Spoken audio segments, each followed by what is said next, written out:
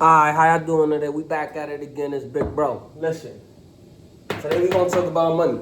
Everybody love getting into the breach, but nobody know how the hell the breach is created, right? So we're gonna start off with money. You can get pretty much anything, right? So the concept of money was created. I don't even know when. We kind of don't know, but back in the history, people have used gold as money, right? Because they needed to exchange things, right? So what happens is they use gold, salt, silver, what else? Seashells in certain, you feel me, tribal societies. So all of this was to exchange, right? So before breach was made, before we used any of these things, right? Any of these four things or five, etc. We're gonna put, right? Because pretty sure there's some other places that use some other type of bread. We needed to exchange. How did people, feel me, get stuff? Exchange is getting shit, right?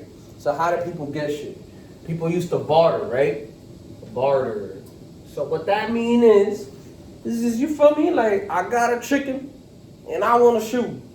So how I got chickens, you got shoes. What's up? How much chickens you want for the shoe? You want a chicken for a pair of shoes? Big pop. You know what I mean? Simple, like little transaction like that. Probably 2-3 chickens, right? The problem with that is that you make it a situation where there's not really a good exchange of value. Let's say I have corn and you have wheat, but I need your wheat, but you don't want my corn. So now I can't get what you need. So here's where money comes in. Okay, now we got a simple understanding of money. All right, we're gonna talk about modern day money. Okay, so in the modern day, right, what we used to have, right, all over the world. So we're gonna take it back into after the Bretton Woods. We're gonna go to Bretton Woods. We're gonna go World War II. Okay, there were before World War II, there was a big dog in the world, which was the British Empire. Empire. There you go. So these guys were the big dogs. Everybody used their money. You know what I'm saying? British. Okay. After World War II, they got, you feel me? About a war. Spent a lot of money. So Big Papa USA came into the clutch. So after World War II, there was something called the Bretton Woods Agreement. Bretton Woods Agreement, right? So I know I read like shit. I don't give a fuck. The Bretton Woods Agreement agreed that the U.S. was gonna hold all the world's gold and silver, right? So back in these times, right, about 100 years, 80 years ago, all money was backed by gold, okay? That's why we have Fort Knox, all right? Fort Knox. So back in those days, about $20 equaled 1 ounce of gold. It was a hard cap, right? Like you could, here's $20, I want gold, right? Because everybody deemed gold valuable, okay? Gold was valuable, so it's an easy exchange. Everybody kind of uses it. But what they started doing is they started making notes, right? Obviously, like paper currency, we've done that throughout history. I can really get into that, but that goes outside. I could be here for 2 hours talking about the history of money. Point is, $20, 20 cash, 1940s, okay, would have equaled 1 ounce of gold, right? Now, during World War II, this was suspended for a little bit, whatever. Point is, right, there's only a finite amount of gold. So gold is limited. Let's put limited, because that motherfuckers don't know what finite means. Limited is finite, okay? Finite. Out here teaching y'all new vocabulary, you know what I'm saying? So, Gold is limited, but it's also finite, okay? What does that mean? If it's limited and finite, that means that there's a certain amount of money in the world that can be made through this system, okay? So it caps certain amounts. So fast forward about 20 years, going to the 1960s, right? And 70s, okay? What happens in this time period? We get into, okay, the Vietnam War. Vietnam War. Now, what happened in the Vietnam War, you feel me? I'm gonna just give you a little recap. They were trying to turn communist. Y'all already knew back then we were in the Cold War. I've already explained what's up with the Cold War. So, our spies and everything said, yo, we can't let these people get in power in Vietnam. It's gonna be another communist country. So we funded a dictator down south, in South Vietnam, and he was fighting the North Vietnamese.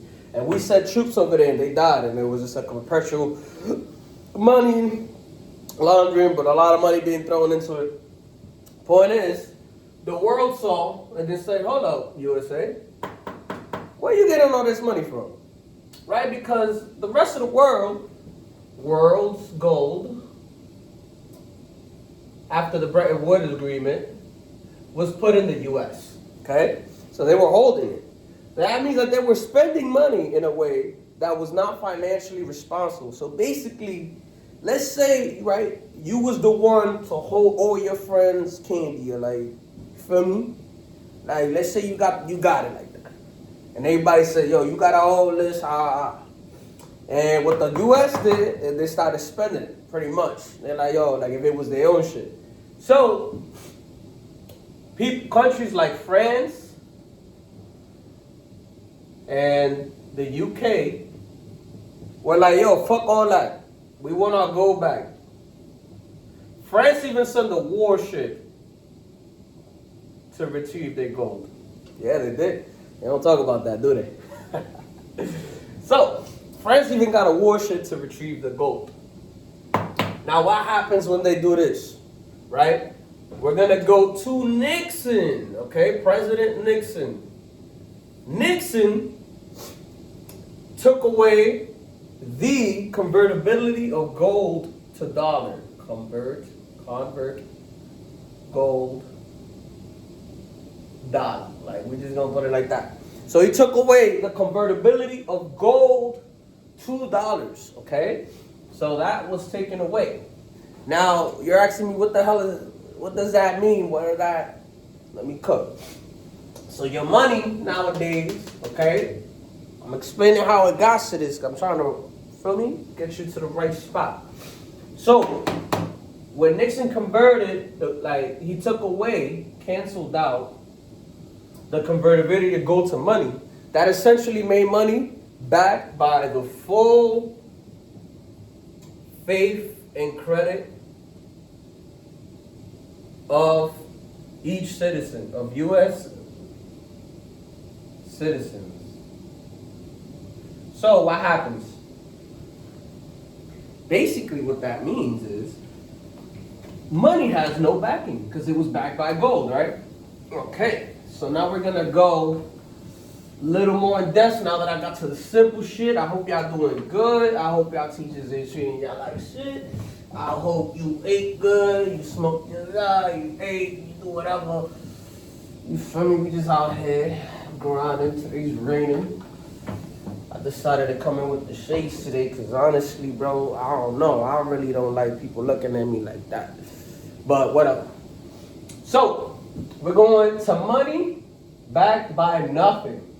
What is that called, you say? That's called fiat. Okay? Fiat, which is a very prestigious term to say nothing. Or, to be honest, from my understanding of Latin, it's fiao, which probably is borrowed. Don't G-check me on that. I'm just saying, there's nothing, there's probably borrowed money.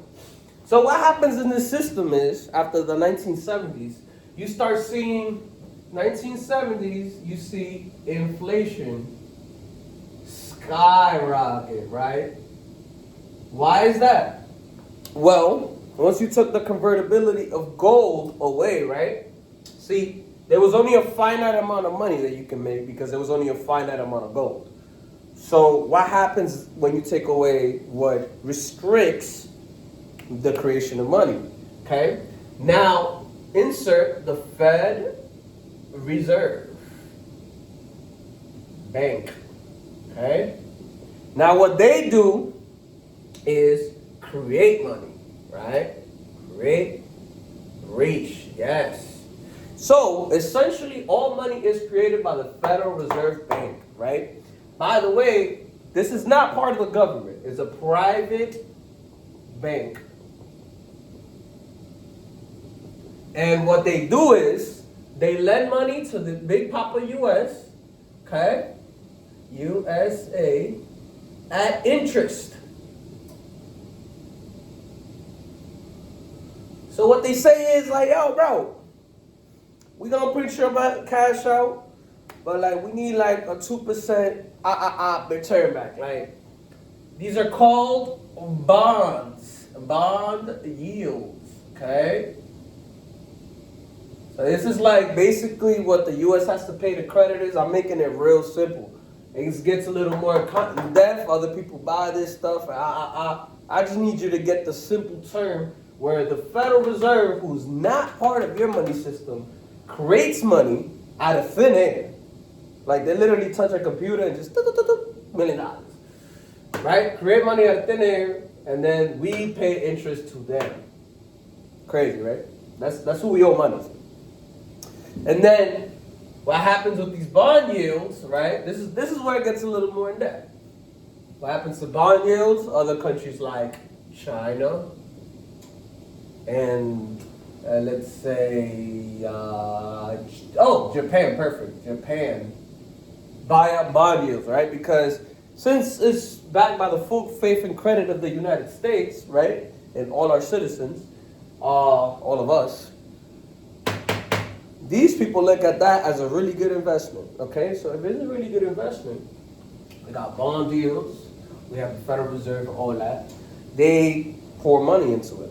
So what happens with that is inflation went up because we started printing more, okay? So at this time, we needed to fund Vietnam.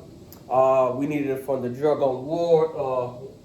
war on drugs, right? Because although they don't say that it started until a little later, this is when the crack epidemic happened.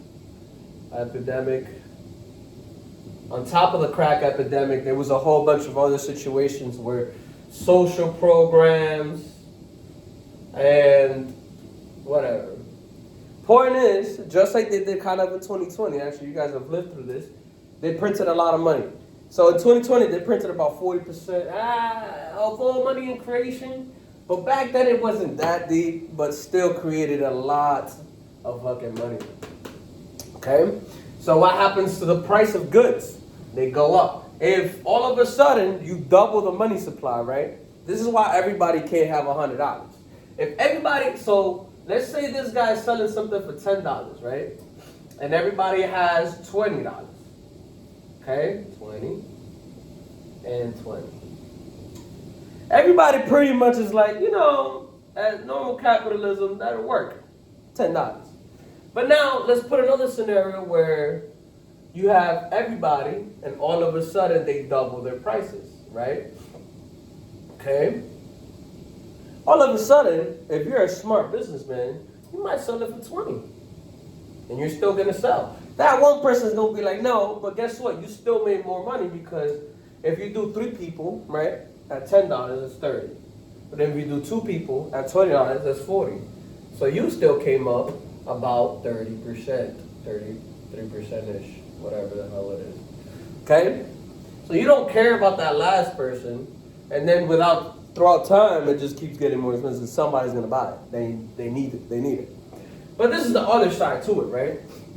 If you up prices, right, all of a sudden all their money is up, but where are they getting all this money from?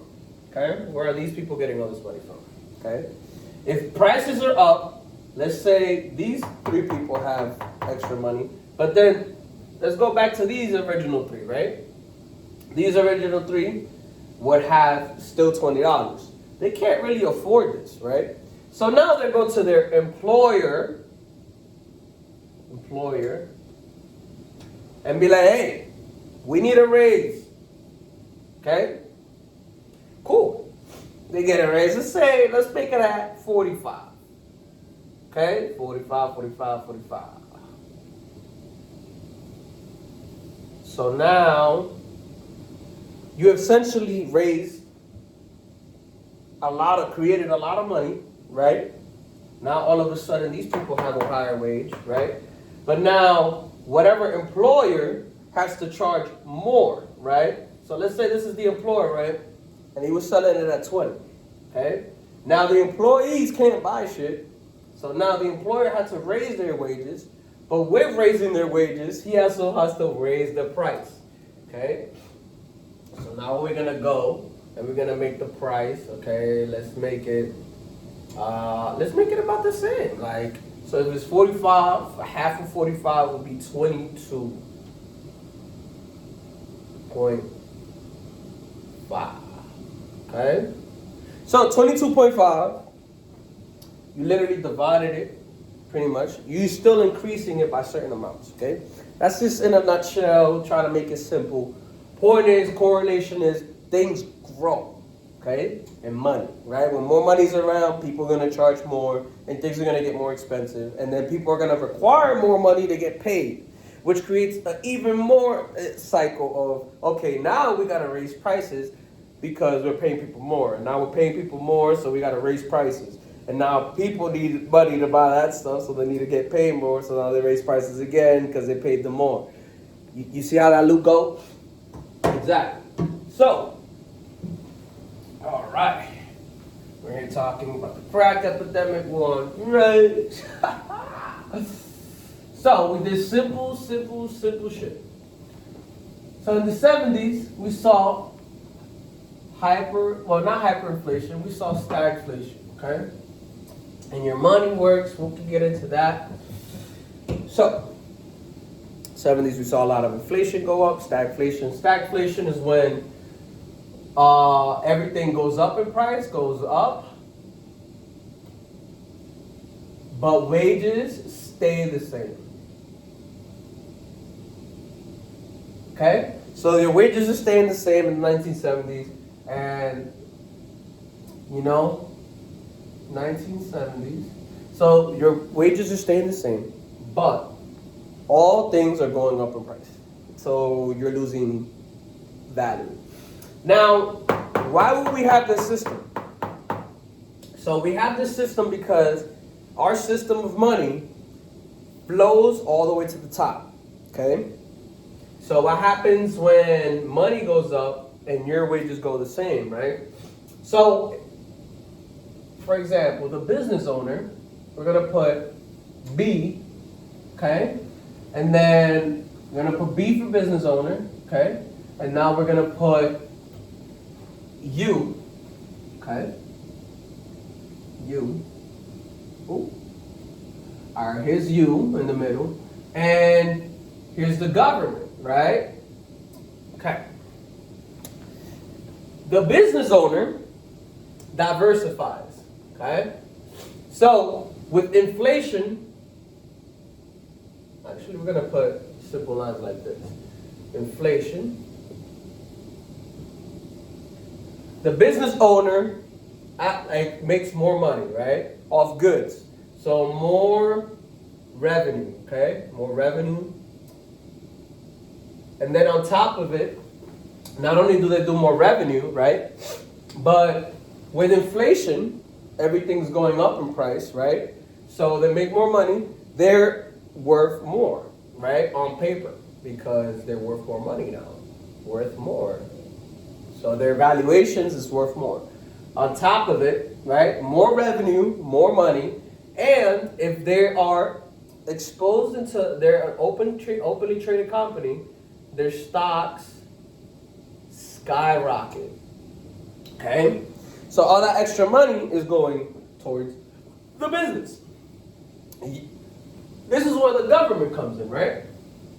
Now, with more revenue, this is with inflation, right? You get more revenue, right? Which means more taxes. More taxes. Okay? So now they got more money. So if you're worth more, right? Goes also to more taxes. More like we could go property. Okay? Property, stock. Okay? Let's talk about this for a second. Property, stock. And then let's say wages too, because you got to pay people more, right? Okay. So, with inflation, if the company earns 10%, okay, they usually pay out an extra, let's say 2.5. 2.5 out of that is going to go to the worker, which is you, okay? Now let's look at what happens to you during inflation if you save money. So let's say you have $1,000, right? $1,000 at whatever interest rate you have, which is probably really low. Point is, maybe after 2 years, you probably have $1,050, okay? So you get an extra 2.5% on your wages. You barely made any money on your money, yet they've made 7.5%. On billions upon millions of dollars, okay? So in a nutshell, the only one that's losing here is us, okay? Because the government is getting more tax money, more property and wage and stock taxes, okay? And on top of all of it, it looks good on the books and it looks good on the business's books, but you have to deal with slow money growth, 2.5% of growth, right? It's going towards the mass of you, okay? The mass of all of us. We are the herd. So what happens? We have to deal with rising prices, okay? Because this is the thing. We might see a little bit more money, but it's the same thing because we got to pay to spend the same money. So we're looking at rising prices and in all commodities, so goods. You know, you gotta get your Doritos or whatever. It's going like, yo, I saw a bag of big Doritos going for $8. I know I sound old, but back in the day, them shits used to be like $1.50, $2. I mean, the big bags, yeah, $2 for a big bag of Doritos. Yeah, man, take me back to the days. Nah, I like today. But you know what I'm saying? Inflation, that's what it does. So now, this is what happened in the 1970s, right? Okay, so now we're going to fast forward, okay? We're going to fast forward towards 2020. We all know what happened during 2020. The cough syrup. Yeah, I already know I can't say that because I can say nigga, I can say a whole bunch of shit. But one thing I'm not going to say is that sickness because they will fucking shut me down. So, we're going to come to 2020. Okay. So, we had the world in lockdown, okay? Lockdown, right? So what happened in the lockdown, right? Production stopped.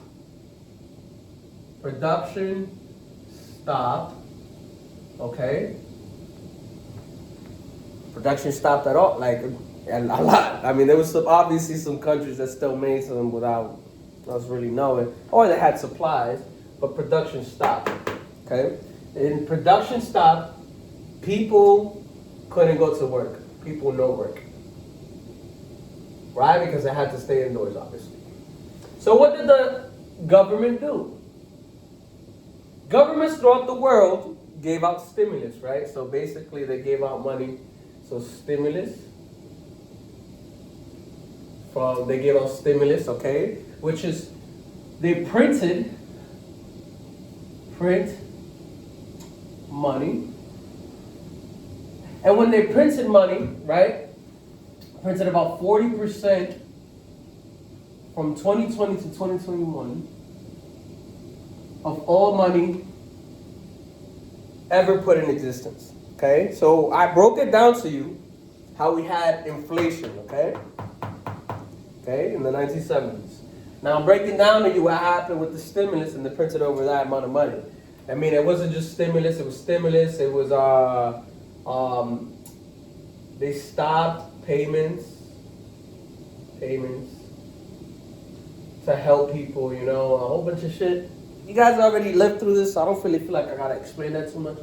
Point is, 40%. I need y'all to look at that number. Okay, 40% of all money ever created was created between 2020 and 2021. Okay, now we saw inflation go up, but that's damn near half of the money supply. Okay, that's why you're seeing prices balloon, because the normal cycle, money's more available, people buy things, and when they buy things, there's less money, there's more money to go around, and there's less stuff to be sold with said money.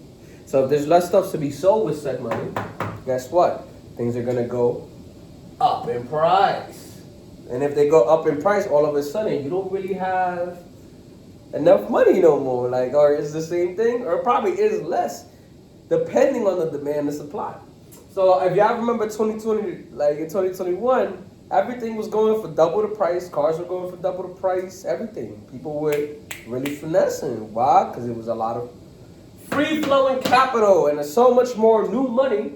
And if you look at it, most of these monies, right, go into the majors, right? See, because it starts off with you down here, right, the populace.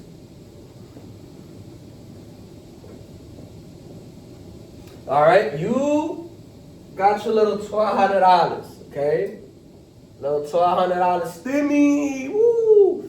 So, out of that stimmy, what y'all did with it? We bought stocks, you know, whatever, if you was smart. Henny, you already know niggas boy, Henny. Za, what else? Za. We talking about Za. And, ooh, this is a good one. Clothes. Okay? Clothes. Okay? Now, on top of clothes, vacations. Okay? Vacations. See, a lot of people just, because they stopped payments, weren't paying their rents, they weren't paying their car payments. A lot of people use their stimulus to get cars. So a lot of fraud was going on, especially with PPP, okay? Talking about millions of dollars in fraud going on right here, just in between all of this shit. So, look at all of this, right? All of these things, even the best one, right here with stocks. Where does that go? That goes all the way to the top, okay? So top corporations like Pfizer, okay? The S&P 500, okay? The Cognac Group or whatever, whoever owns Henny. You feel me? Like, which, whoever owns Henny owns the clothes too. Their valuations went skyrocket up. So, fast forward to 2025, $1,200, you have zero. And it all went up to these companies. Major families. Okay? What this leads to is financial inequality. Inequality. Ooh, I forgot to put one here. House. The housing market, boom. Financial inequality. So what happens when you have a money system and there's a whole bunch of financial inequality? Well, listen. We just are making less money. I mean, I don't know how to make it more simple like that. There's less money for the population because most of the money went higher, right? But not only do we have less money, the value of money went down. Okay. The value of money went down.